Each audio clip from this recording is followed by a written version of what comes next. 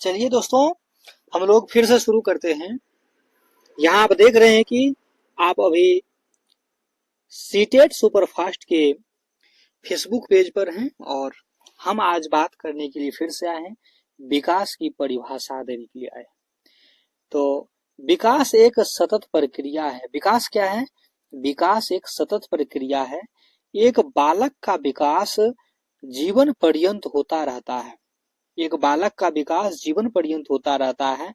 बालक के विकास में शारीरिक, संवेगात्मक परिवर्तन, सामाजिक एवं मानसिक परिवर्तन या मानसिक विकास शामिल होता है। ठीक। उसके बाद आप कह सकते हैं कि मानसिक प्रक्रिया ये सब शामिल होते हैं।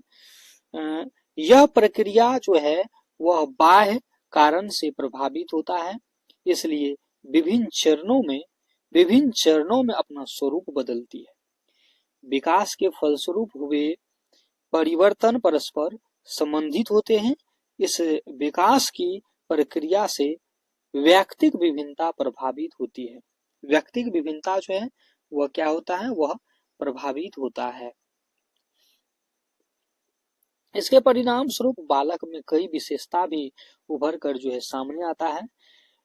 मनोवैज्ञानिक जो था मनोवैज्ञानिक ई हरलॉक का मानना था कि शिक्षार्थी का विकास अभिवृद्धि के साथ ही उसमें उपस्थित एक समनुगत परिवर्तन द्वारा होता है। किसका मानना था? मनोवैज्ञानिक ई हरलॉक का मानना था। मनोवैज्ञानिक ई हरलॉक का मानना था कि शिक्षार्थी का विकास जो है, विद्यार्थी का जो विकास है या बच्चे का जो विकास है, वह अभिवृद्धि के साथ ही उसके व्यवस्थित एवं समनुगत परिवर्तन द्वारा होता है। उसके बाद हम चर्चा करेंगे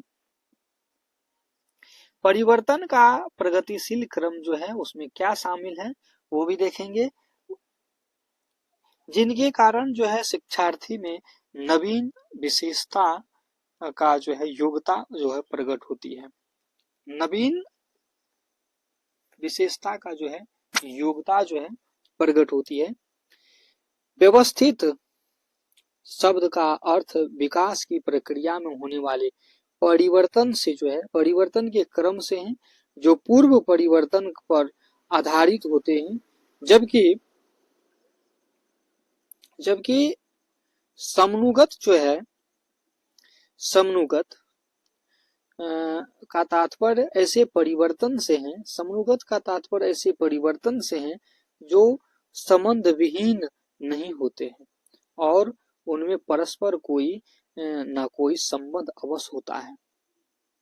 वहीं अगर हम बात करें एक दूसरे मनोवैज्ञानिक का चर्चा करें तो उसमें आता है मुनरो। कौन आता है? मुनरो। इसके अनुसार जो है विकास किसी शिक्षार्थी में हो रही परिवर्तन की वह श्रृंखला है।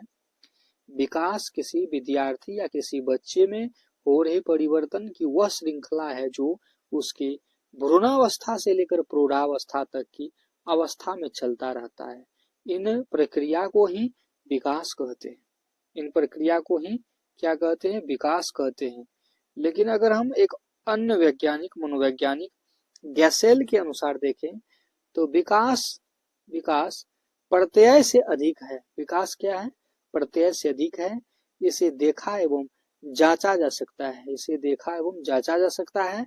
साथ ही शरीर अंक विश्लेषण, शरीर ज्ञान और व्यवहारात्मक इन तीनों दिशा में जो है नापा जा सकता है। व्यवहारिक संकेत द्वारा विकासात्मक स्तर का, विकासात्मक शक्ति को दर्शाया जा सकता है। तो विकास के सिद्धांत को देखेंगे। विकास के सिद्धांत: प्रत्येक शिक्षार्थी का विकास निश्चित नियम के आधार पर होता है। प्रत्येक शिक्षार्थी का विकास निश्चित नियम के आधार पर होता है। इन नियमों के आधार पर ही उसकी शारीरिक एवं मानसिक क्रियाएं विकसित होती है। विकास के प्रमुख नियम जो है वह आप देखिएगा, जो हम आगे बताएंगे वो निम्नलिखित हैं। तो पहला नियम पर अगर हम चर्चा करें तो पहला नियम निश्चित प्रारूप। क्या है निश्चित प्रारूप?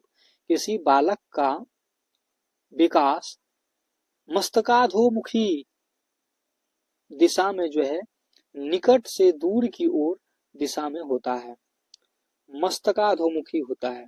मस्तकाधोमुखी विकास क्रम, इसमें बालक का विकास उसके सिर से यानी मस्तक के से लेकर पैर की दिशा में होता है। तो ये एक महत्वपूर्ण ये चीज था। दूसरा जो होता है इसमें हम कह सकते हैं आपको कि निकट दूर विकास क्रम क्या है। निकट दूर विकास क्रम पर अगर चर्चा हो रहा है तो इसको ये भी जान लेना जरूरी है कि इसमें बालक का विकास जो है केंद्रीय भाग से शुरू होकर दूर वाले भाग में जाता है। जैसे कि पेट एवं धर में विकास की क्रियाशीलता पहले आती है। पेट और धर में जो है क्रियाशीलता जो है पहले आती है। अगर दूसरी चीज पर हम बात करें तो वो होता है समान से विशिष्ट की ओर विकास।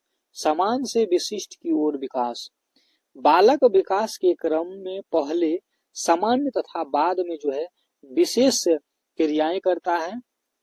विकास का यह नियम जो है शारीरिक मानसिक संवेगात्मक सामाजिक विकास पर जो है लागू होता है।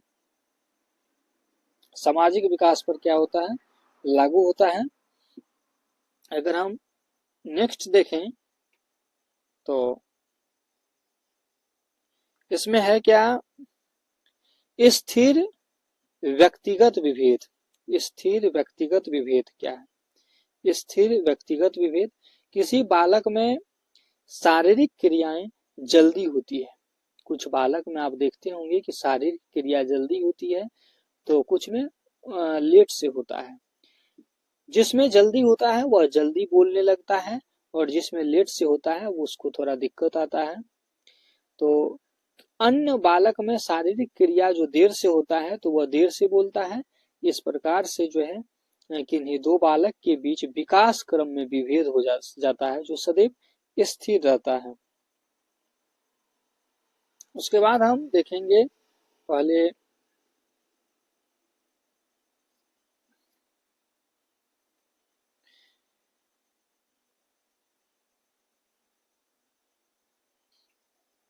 वही जो है अगला चीज है अवस्था अनुसार विकास। क्या है?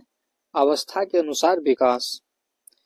तो अवस्था के अनुसार विकास को अगर हम देखेंगे ध्यान से तो बालक का विकास उसकी अवस्था के अनुसार होता है।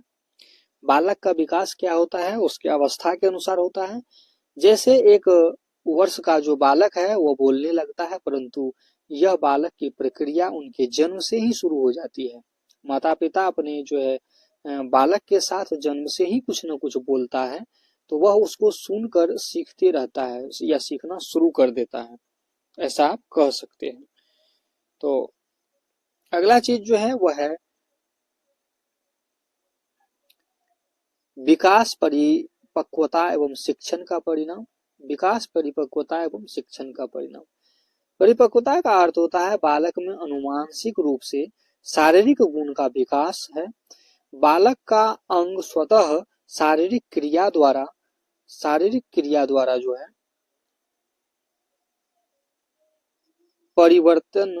परिपक्व हो जाता है। इसी प्रकार से शिक्षण द्वारा सीखने का परिपक्व आधार बनता है, जैसे वस्तु को हाथों से पकड़ना आदि। तो दोस्तों अगर आप इस चैनल पर नए हैं तो इसको फॉलो कीजिएगा, अगर यूट्यूब पर है तो सब्सक्राइब कीजिएगा, शेयर कीजिएगा। तब तक के लिए, जब तक हम अगले पोस्ट में आप लोग से मिलेंगे, तब तक के लिए आपसे लेते हैं हम विदा। धन्यवाद।